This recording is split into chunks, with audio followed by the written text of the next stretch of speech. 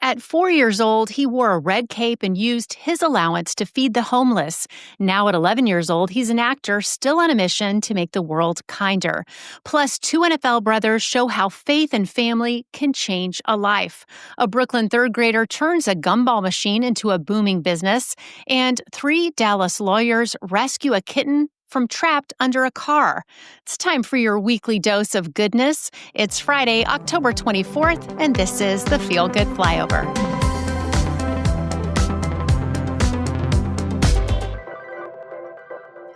Welcome to the Feel Good Flyover. I'm Amy Hess. Every Friday, I bring you stories that lift you up and remind you there's still good in the world. And now we're introducing something new. Our podcast extra, where we take one story a little deeper and meet the people making a difference behind the headlines. We've got a packed show for you today, so buckle up. It's time to rise above and find the good.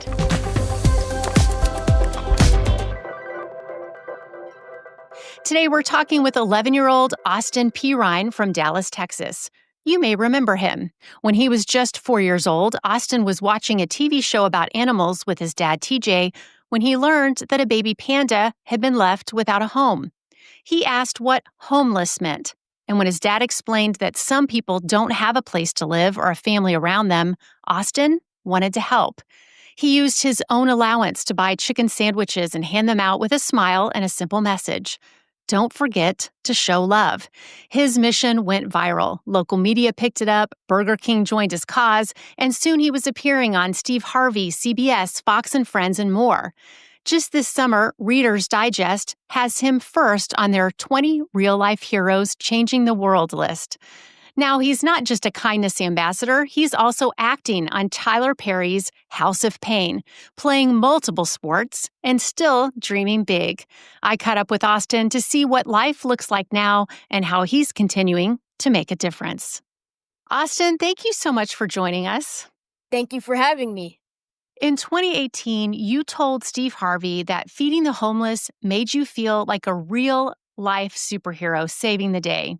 Your show love mission inspired millions around the world. Looking back now, what's it like knowing you touched so many lives at just 4 years old? And how are you still sharing that same love today? I mean, it's great knowing that I impacted those people's lives, but there's still work to do. And I try to get out every 2 weeks or so and feed the homeless. Well, you've said your faith in God helps guide your life, even showing you signs in your dreams sometimes. How does that faith keep you grounded while you're balancing school, sports, and acting on House of Pain? It lets me know that God is in my corner, and when I feel like stuff is too much or I'm just really stressed out, I have someone to rely on. You've played baseball, wrestled, and even went viral for a touchdown with the Forney Red Raiders, which I got to see on YouTube, and it was amazing. And during COVID, you created a kid-friendly workout to help others stay active. What do sports and staying active teach you about discipline, teamwork, and using your gifts to inspire hope in others? It teaches me that I need to be consistent with good things that I do, and I can't just stop whenever I feel like it. And if someone has a negative attitude, I need to try to lift them up because it'll eventually go on to the next person and come back to me. That's true. That's such great leadership advice. When you were younger, you had some big dreams, even wanting to be president one day. Now that you're 11, what are your dreams today? How have they changed or grown as you've gotten older? So right now, I'm just trying to become a good, young, upstanding man, and all the extra, it'll just be the cherry on top. I love that. That's great. Well, you're chasing huge dreams. You're acting in House of Pain, maybe the NFL in 2035, I read, judging by your amazing clips online. I can see that. And even the presidency someday. And your dad once said to Steve Harvey that you inspired him to keep going and never give up. What advice do you have for other kids about chasing their goals and keeping a big heart while they do it? Just never give up. And you can do something as long as you believe in yourself. Like, If you don't believe in you, then who will? That's so true. Well, thank you so much for sharing all of this hope and inspiration. I know our listeners are going to be inspired. Thank you. Thank you.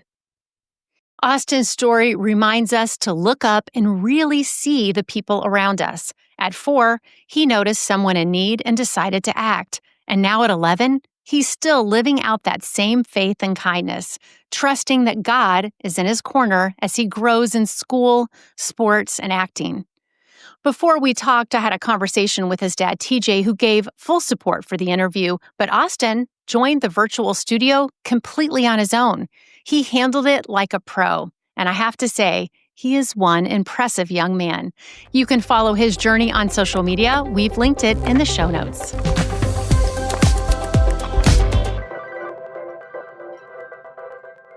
And now it's time for our good news of the week, the 3 top positive news stories. Our first one shows the quiet way God can work through ordinary kindness and extraordinary faith. When Tez Johnson caught his first NFL touchdown, a 45-yard pass during the Buccaneers' win over the 49ers on October 12th, fans celebrated more than just the play. They also celebrated the story behind it. Years ago in Alabama, teenager Tez was skipping meals and searching for stability. That's when coach and minister Patrick Nix asked his wife, "What if I just take him home for a few days?" Those few days turned into family for life. Tez still remembers that first night vividly. Krista told him, "Before you go to sleep, make sure you tell me goodnight." In that moment, he says, "I knew I was in my second home." From then on, Patrick's son, Bo, simply called him brother. Faith became the foundation in that home, and Patrick Nix put it best. God writes an amazing story. There's no way a human could ever orchestrate this. That story carried the boys from Friday Night Lights in Alabama to Saturdays at Oregon, where they became one of college football's most exciting duos. Now Bo Nix leads the Denver Broncos, and Tez Johnson is making plays for the Tampa Bay Buccaneers. Proof that faith and one family's open door can change a life forever. Our next story takes us from the football field to the sidewalks of Brooklyn, where one third grader has turned spare change into something special. 8-year-old Linus Pietmeyer started with a simple gumball machine in front of his family's home in Borum Hill. But instead of candy, he fills it with New York-themed pins he designs himself at just 50 cents each. What began as a lesson in savings from his parents has grown into a little neighborhood landmark. The locals stop by, chat with Linus, and pick up one of his creations. Along the way, he's learning about design, marketing, and even a little bit about economics. The machine's been through a lot: snow, graffiti, even a run-in with a baseball bat. But it's still standing. Today, he's sold hundreds of pins, launched his own merch line called Inside Joke Apparel, and is already dreaming about starting a comic book company one day. It's proof that when you use your creativity and stick with it, even the smallest idea can make a big impact.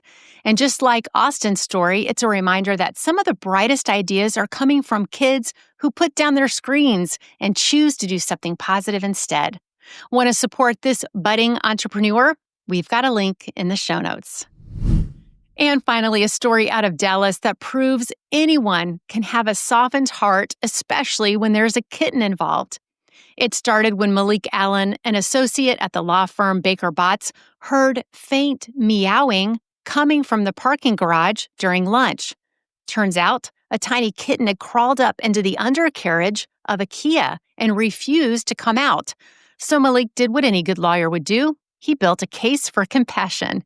He and 2 colleagues sprang into action, armed with meatballs, warm milk, and yes, even a little help from ChatGPT, trying to figure out how to lure the kitten to safety. After 30 tense minutes and a few attempts at meowing back, they finally spotted the little stowaway wedged in the underbelly of the car. With the help of building maintenance, the kitten was safely freed and later adopted by one of the attorneys.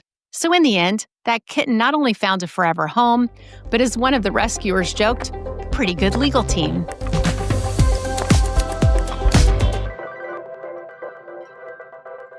As we start our descent, let's hit some rapid-fire headlines in our More Good Stuff section. First beloved terrier mix Ace is finally home again, reunited with his owner nearly 3 years after disappearing in a snowstorm. A local shelter posted his photo online, sparking an emotional reunion. And when Ace got home, he went straight to his old spot on the couch, like he'd never left. Next, a reminder that kindness doesn't have to be complicated. Researchers say surprise calls and messages give people a measurable emotional boost, proof that reaching out to someone, even just to say hello, can truly brighten their day. In Texas, a high school student with Down syndrome brought a gym full of people to their feet during a varsity versus faculty basketball game. He sank a shot, threw his arms up in pure joy, and the crowd absolutely erupted. His celebration quickly became a viral moment of happiness. And finally, in Washington state, a couple nearly lost their wedding after a powerful windstorm tore through their farm venue just one day before the ceremony. But with help from family and friends, they found a new location and rebuilt everything in just 24 hours, saving their special day and proving that love really can weather any storm. Want more on any of these stories? We've got them all linked in the show notes.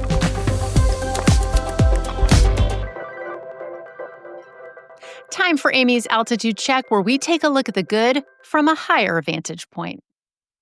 Austin's story and Bo and Tez's story both remind us that success isn't about titles or fame.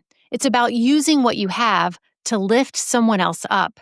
At just 4, Austin started helping the homeless with his own allowance. And years later, Bo Nix's family changed Tez Johnson's life by offering him a place to stay when he needed it most. Both began with small acts of love that grew into something far greater than anyone could have imagined. And since Tez now plays for the Tampa Bay Buccaneers, the very team once led by Coach Tony Dungy, it feels fitting to close with his words. God's definition of success is really one of significance, the significant difference our lives make in the lives of others. That's all for this week's Feel Good Flyover. You can find all the stories from today's show, plus a few more, in our Feel Good Flyover newsletter. 1 email per week delivered straight to your inbox, plus a daily news email with the news you need to know without the spin. Go to jointheflyover.com to sign up. It's free and easy.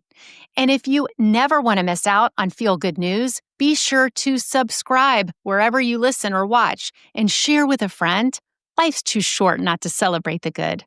I'm Amy Hess. I'll see you right back here next week. And remember to always look for the good.